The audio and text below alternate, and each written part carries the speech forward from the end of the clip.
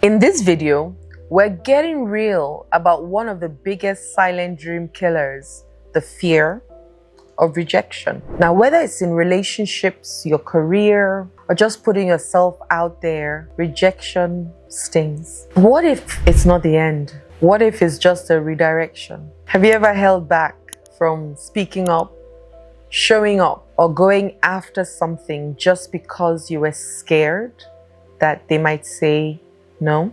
That fear of rejection, it's not just hurting your confidence, it's stealing your chance as well. So let's talk about how to break free from the fear of what if they don't accept me and start living boldly regardless of who claps or who doesn't. This video might be the breakthrough that your courage has been waiting for. Now, I want to really thank you for tuning in today. I'm so sure that at the end of this video, you'll be equipped with so much diamonds and action steps and inner strength to let you let go of the fear of rejection. Now, if you like this video, please like it, subscribe, and share me with other people so that you're not growing alone and learning alone. It's important that you share me with your community so we all grow together. Now, rejection is not a reflection of you. It doesn't define you. It's redirection, if you see it at best. What have you learned from the rejections in your life, if you see it as a learning? Because every no brings you closer to the right yes. Let's talk about it a little bit. If you go, for example, for an interview and they come back to you saying no, if you see that that interview and that no is a learning, you start to ask curious questions like, maybe it was what I was wearing. Was I wearing the appropriate clothes? Did I have the appropriate hairstyle? Did I have the appropriate knowledge and information about the organization? Did I have the appropriate skill for the role? I mean, there's so much to look at and ask in terms of the questions that you can ask and the things that you can learn.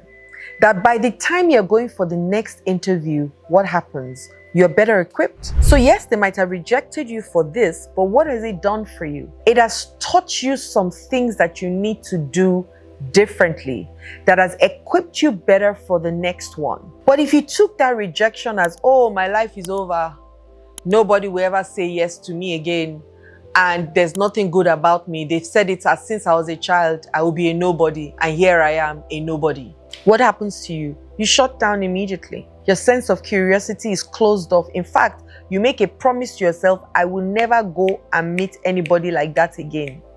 Because in fact, but what if that rejection was just somebody saying, you've got to learn more. You've got to understand more. Your skills need to change. I mean, what if? I'm just asking you. I'm not here telling you what to do. I'm just saying, what if?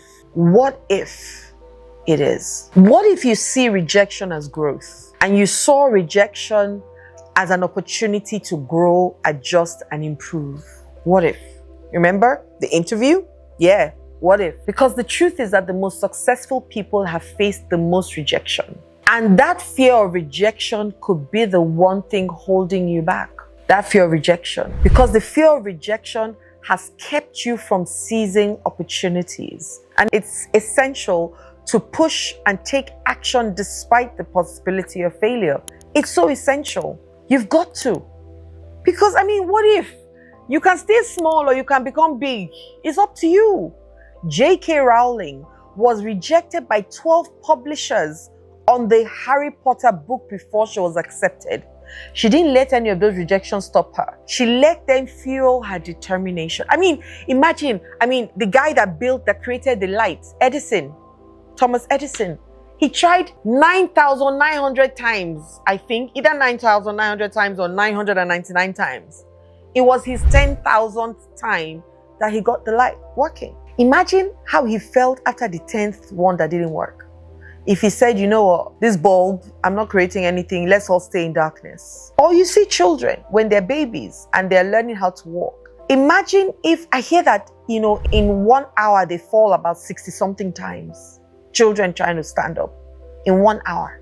Imagine after the 30th time the child said, you know what, this walking thing is not for me.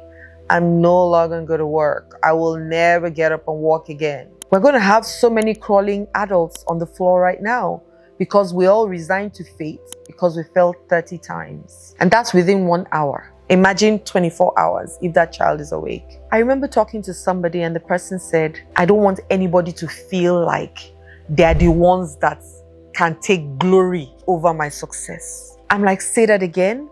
He said, so I'd rather die than go and ask for help from this person because I don't want him to feel like. And my question to him was, what if that's the person God has sent you to? And there was something you needed to learn about yourself, and that's why that person came into your existence.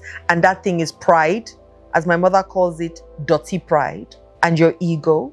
And you are meant to mend that to be able to go back and say, use me and teach me what I need to know and teach me what I need to do to become the successful person. And he said, well, he doesn't care. I mean, God has not come to tell him anything, so he's not going to ask the person for help. And I shook my head.